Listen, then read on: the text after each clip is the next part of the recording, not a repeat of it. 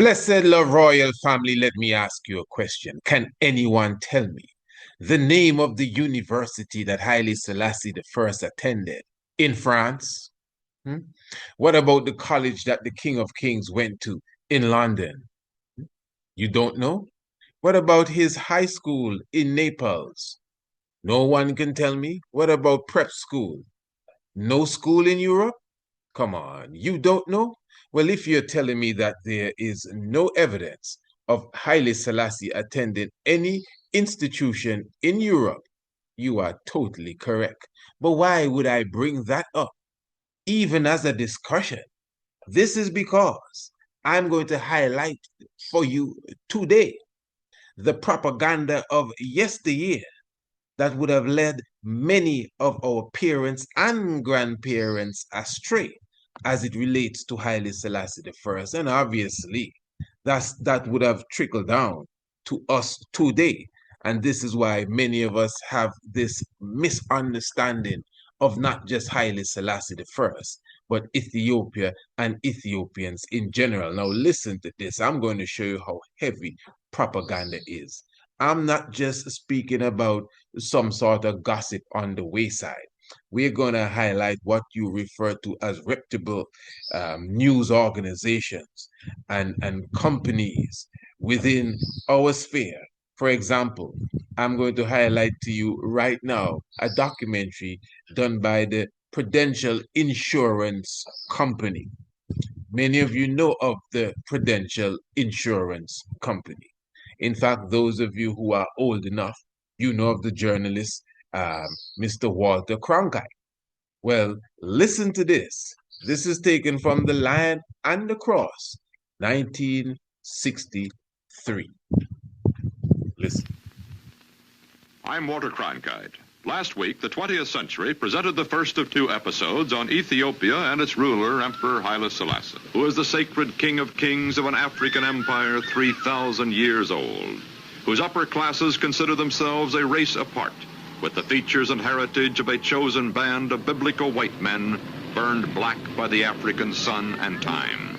They are the Now, upholders. according to him, the Ethiopians themselves consider that they are a band of biblical white men who have been turned black by the African sun and time. Hmm? What do you mean what I'm talking about? I think you missed it a while ago. Listen good. Of an African empire 3,000 years old, Listen. whose upper classes consider themselves a race apart, with the features and heritage of a chosen band of biblical white men burned black by the African sun and time. Listen, with features and heritage that of a band of biblical white men turned black by the African sun and time. You get it now? You looking at a picture of Ras Mokenen. He ain't look like no biblical white man to me. In fact, he looked just as black as me, and I'm surely no biblical white man turned black by no sun nor time. You understand? But keep in mind, this is not pick up Jimmy on the sidewalk saying this. This is the esteemed Walter Cronkite. This is the Prudential Insurance Company. Many of you and your parents and grandparents would have invested their hard-earned pennies, buying life insurance and house insurance and all sort of insurance from this insurance company. In fact, this insurance company is well known for sponsoring the halftime show for decades as it relates to the National Basketball Association in the United States of America. I'm talking about the Prudential Insurance Company. And according to the wise, intelligent people that operate this organization and who would have created that documentary, they are saying that these black, beautiful brothers that you are gazing on are white people that have been turned black by the African sun and time. We're not done, eh? I want you to hear this now. Before we get to Haile Selassie being educated in Europe, let's get to this one. And you see, family, let me remind you that this is one of our programs within the series of programs that we are doing as it relates to the fundraiser campaign for our mission in Ethiopia. And I'm sure many of you would understand that even what we are doing now, speaking to you and sharing this knowledge is what we have been doing for decades. And we would have taken this skill and the knowledge and all that we would have acquired and literally created products and services. And this is why we are now international, not just in Ethiopia, Ghana, but all over Africa. And of course, anywhere on the planet where our people are, you understand. So let me just remind you before we continue, those of you who have not contacted us to receive your copy of the proposal, which is very important. For those who may not know what I'm speaking of, just tiger with me for a second. Our mission to Ethiopia literally has a proposal. And of course, this is really surrounding the African Union CARICOM Summit and of course, the official magazine launch for the upcoming edition of the magazine Kidemi. So I'm inviting everyone to email me, of course, Priest Isaac Institute at gmail.com. That's Priest Isaac Institute at gmail.com. And of course, request your copy of the proposal. And what you could do, you would literally take the time and go through the pages, beginning with the overview. Now, I would have taken the time to come on this program and read the overview for the family already. So we're not going to keep doing that. You can take your time and go through it properly so you understand the importance of the mission. And I just want to say before we continue, because I'm going to return to this before we leave this program here, what I want you to comprehend is that there are several avenues prepared for you to add to the mission. I think this is the most important thing. There's several avenues, and why we did that, so no one can escape as such then, because I am positive that the vast majority of people that listen to us are people that want to contribute, people that want to assist in one way or the other. Sometimes you don't even know what you want to do. You just want to help whatever is taking place. So this is why we are telling you what is taking place. This is why we are literally opening our heart space so you comprehend our mission. We have put it in writing so you can read it, and put it in audio so you can hear it, and giving you the stats and broken it down and budget and everything. Obviously, we are serious about what we are doing. So again, for those of you who want to be a part of the mission, that is possible.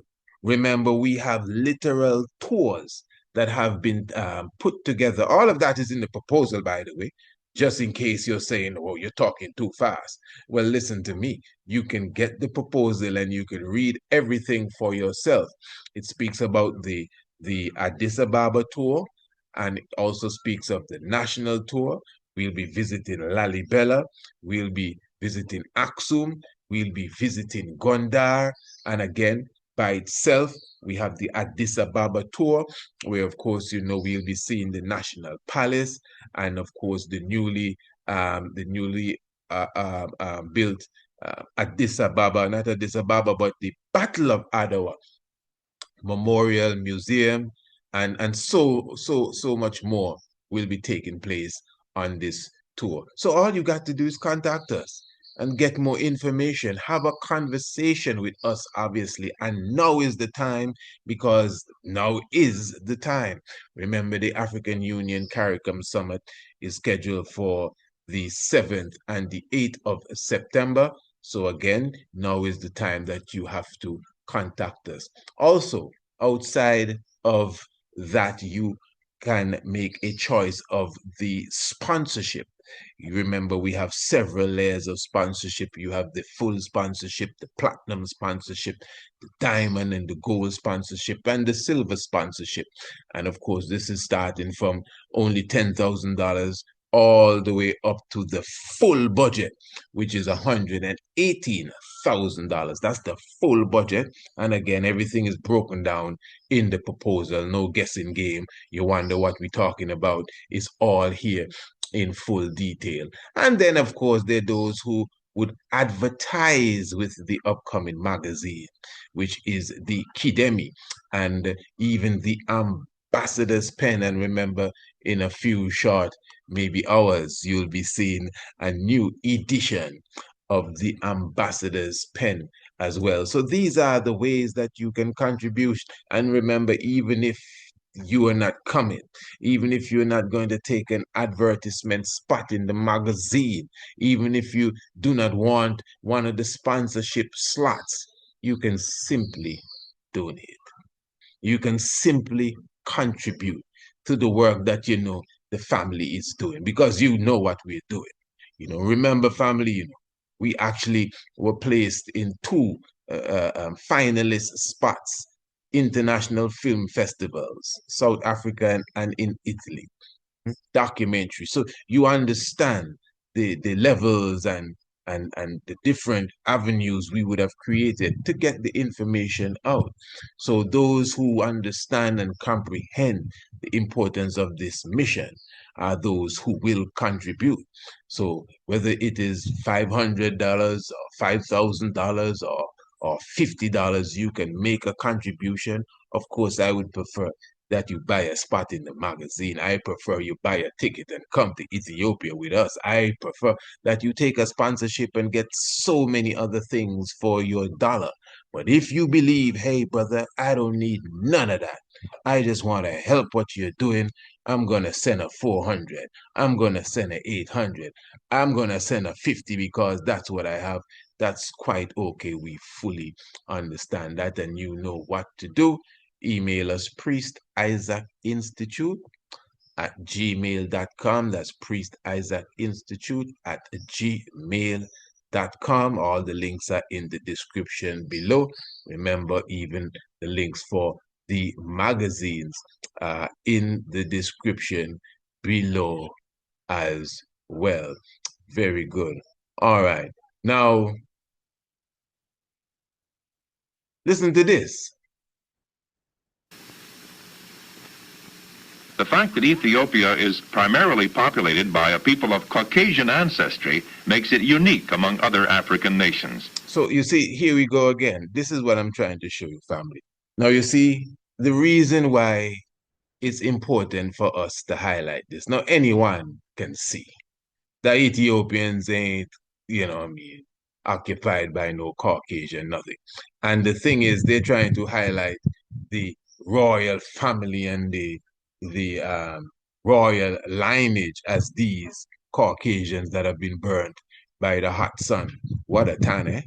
What a suntan. Hawaii has nothing. The beaches of Hawaii and Waikiki ain't got nothing on that Ethiopian sun, the way they give you a suntan. They even tan your hair, curl up your hair, in these tight spirals. What a hot sun. Give me a listen.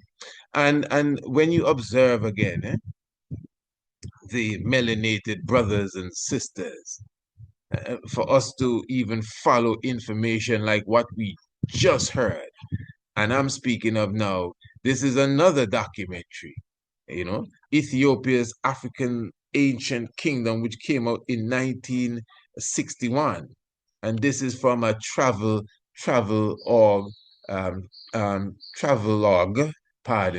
movie. Here it is. The fact that Ethiopia is primarily populated by a people of Caucasian ancestry makes it unique among other African nations. Ethiopia is populated by a people of Caucasian ancestry.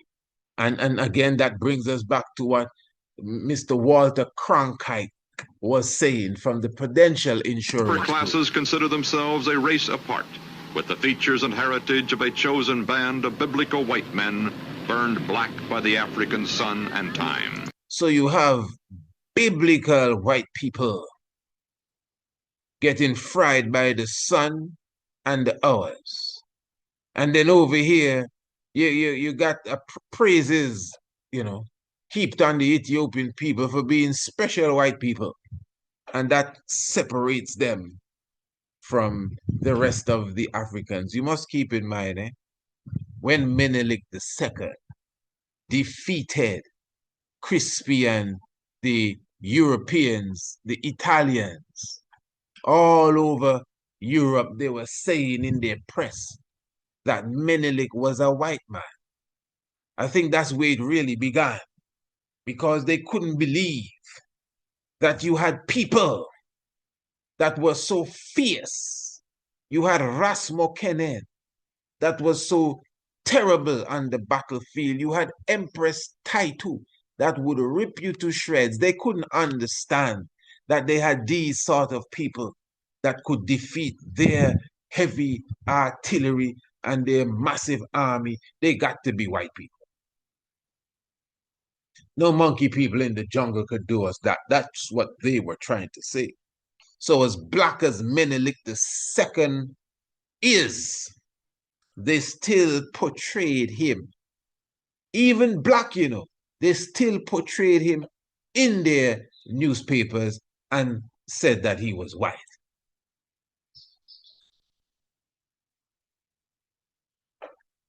And that's why sometimes you see people argue about these terms, black and white, and them being political terms and the value given to the terms, black and white. And some people will say, well, listen, man, brother, there's no black people and there's no white people. And I understand the argument, although I disagree. Or I definitely disagree. I know for sure I've seen black people. Many of you have seen them too. Some of you black. I don't mean black like me, I mean black. I know for sure I know black people. Maybe you don't know them, but I know them. And I've seen at least 2 white people in my life. Positive.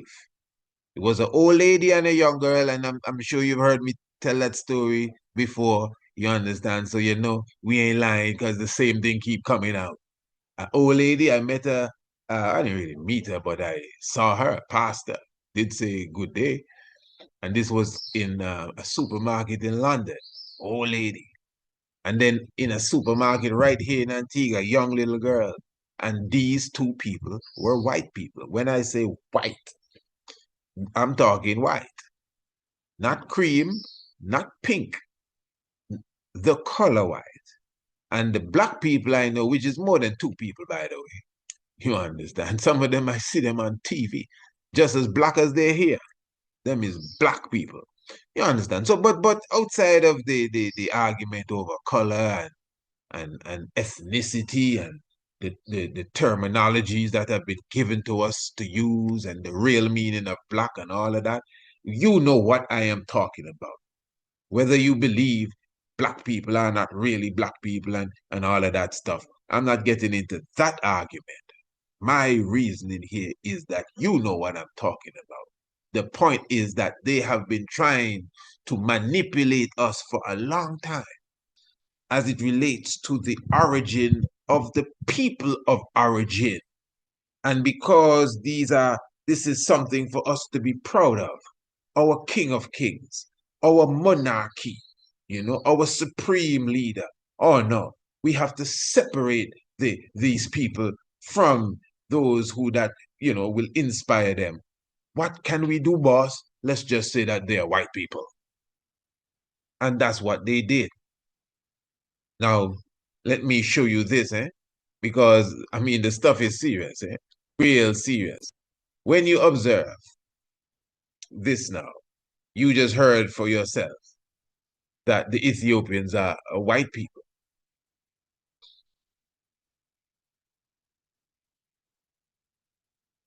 This is a documentary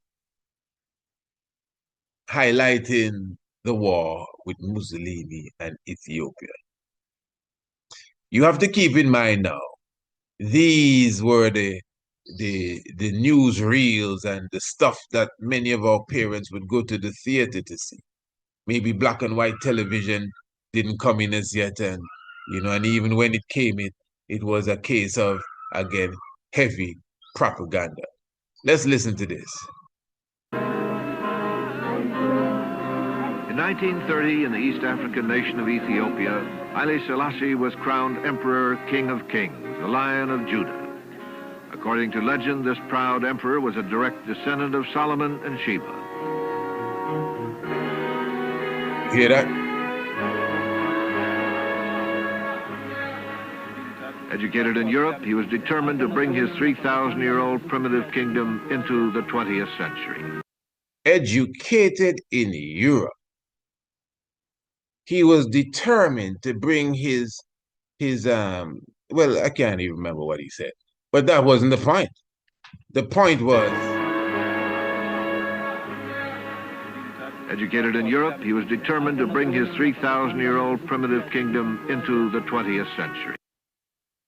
Now, when was Haile Selassie educated in Europe? You see, this is why we need to read, eh? This is why we need to read. This is why we highlight the autobiography, where are my books, of the King of Kings all the time, man. Educated in Europe. Okay, all right. Let's begin at preschool or nursery school or kindergarten or whatever. Where was the king educated? In fact, when was the first time the king went to Europe? So we don't have to waste too much time on the formative years. I mean, the story says when Rasmussen, remember Haile Selassie's mother passed when he was very young, a baby, a little baby. Rasmussen left him with his grandmother when he went, on the battlefield, when he went on diplomatic business. In fact, just going to Europe, Rasmussen was the one that went to Europe. Menelik II never went to Europe. Empress Taitu, Empress Zaditu never went to Europe. It's Rasmussen, the father of Haile Selassie, for those who may not know. Yeah? One of them biblical white men turned black by the sun. Yeah, he was the one that went to Europe as the diplomat, as the envoy, as the ambassador for Menelik II. Them times Haile Selassie was a young lad being taken care of by his grandmother. And then, of course, as a youth, growing up in the courts of Menelik II as well for some time. And we have a good understanding of the emperor's education, For Menelik II and Rasmussen were very, very serious about education in general. Now, I'm not going to make no excuse for the narrator a while ago. He said the king was educated in Europe. I'm not going to say, well, maybe he meant. No, maybe he meant nothing. These fellas' intention was to fool me and you. So we wouldn't understand our long-lost father. We wouldn't identify our long-lost father when we see him, straight up. So they pack us with all sorts of lies. White people burnt black. He was educated in Europe. Why say that? Because they're trying to take away the credibility from his African roots, his African circumstances that made him who he is. That's what it is, eh? Remember, plan B is to stay in his name. That's plan B, You need to listen to these documentaries well. Many of them, they don't really, as such, pile on the propaganda and disrespect of Haile Selassie, They're telling you, well, he's doing good. And Ethiopia is progressive. And in a short time, this and that has happened. He's a biblical white man, by the way, burnt black by the African sun. Oh, I didn't know. I thought he was one of us. Oh, no. He was educated in Europe. And you learn that crap in the rum shop as a little child when the elders are speaking after they came from off of their job and they're getting drunk to carry home half of the check to their wives. That's how you hear these things. Yeah, drunk as a skull. Who Who Selassie in Ethiopia? Yeah, boy. A London, he get free education. You worry, we. What make you no go school in Africa? You go school in London. So where did you hear that? Walter Cronkite, the educated, said that.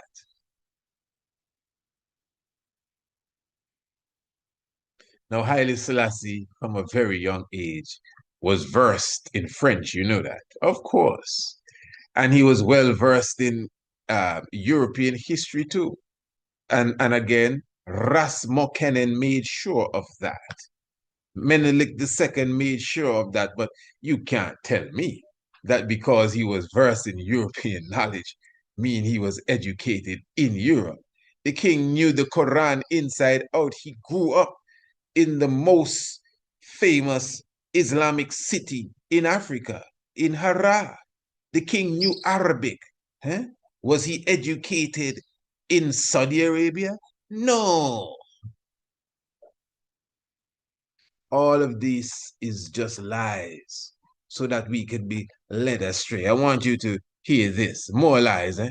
I want you to, this is why we have a library. I hear somebody says the truth, Barry. No, you got to be careful with these words. You know, it's reverse psychology. The library, it's a library because we are burying all the lies. People telling me have a happy, strong end. No. It's a weekend. It's a weekend. It's a strong, but it's a weekend because the week is coming to an end. Listen to this. There was no easy escape from the isolation and poverty of Haile Selassie's empire. There was no mineral wealth. No. Imagine that. This is a BBC documentary now, 1970.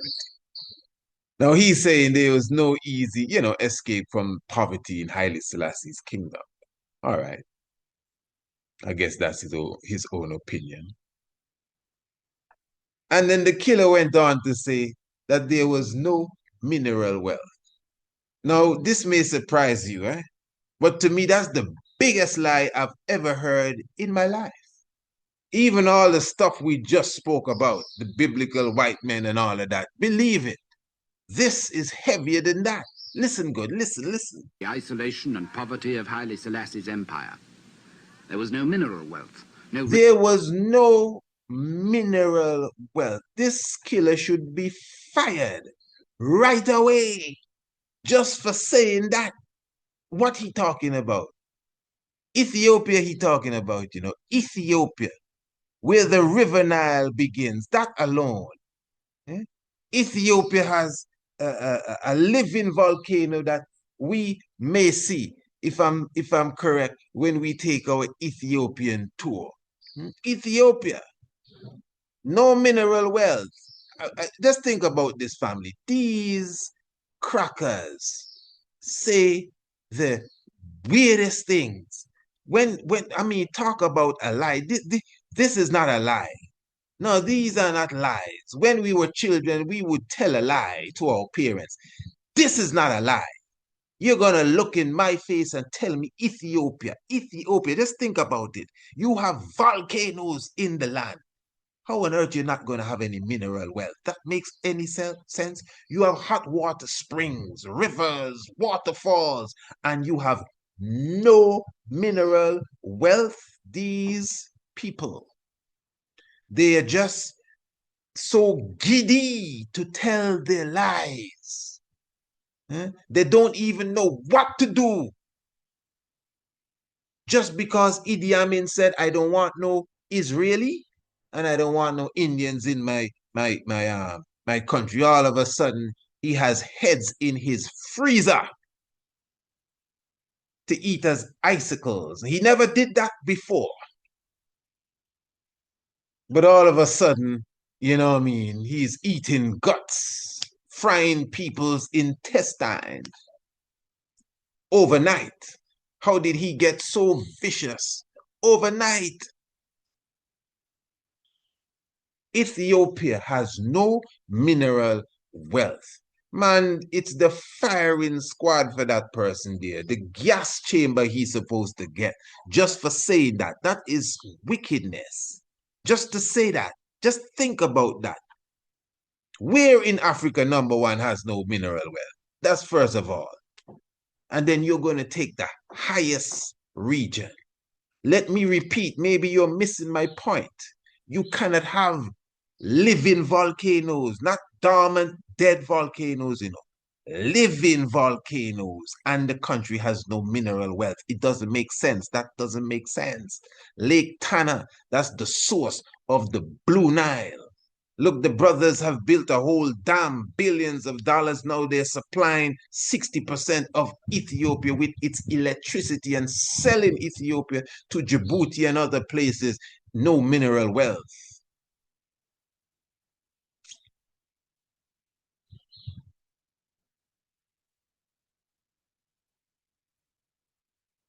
White people turn black by the African sun.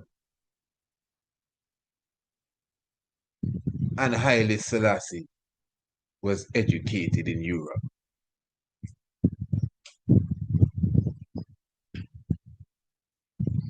And some of you wonder why we refuse to stop doing what we do. And this is why, personally, I'm very thankful for those who appreciate, love, and understand the vision of what takes place here at the Priest Isaac's Institute of Holistic Knowledge.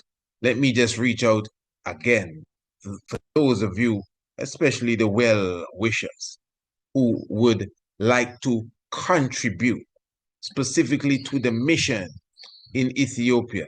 Of course, I will encourage you to contact us and get your copy of the literal mission, and that will give you a chance to go through for yourself, page by page, the details of the mission. Those who don't want to do no long reading, you don't have no time to hear nothing else, you just want to send us some money so you can assist the mission. You don't need no report because we know what we're doing. I appreciate that too.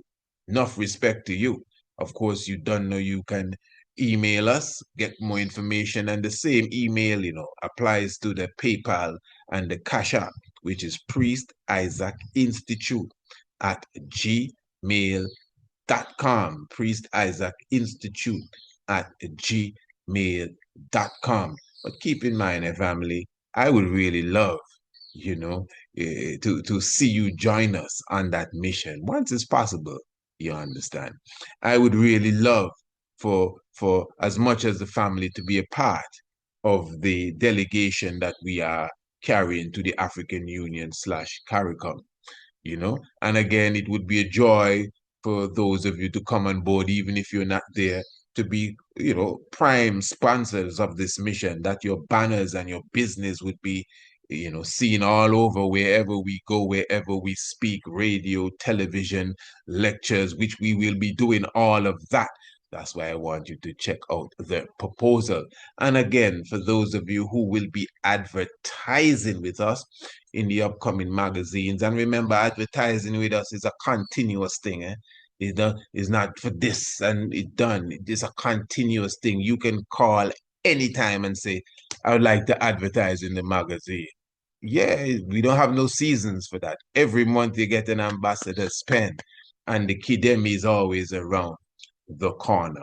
Royal family, give thanks for your presence with us. Looking forward to hearing from you. Of course, if you know your Bible and you do not know your history, the knowledge of your Bible will become a mystery. And of course, it takes some real eyes to realize the real lives that are amongst us. Praise Father, let the earth hear his voice.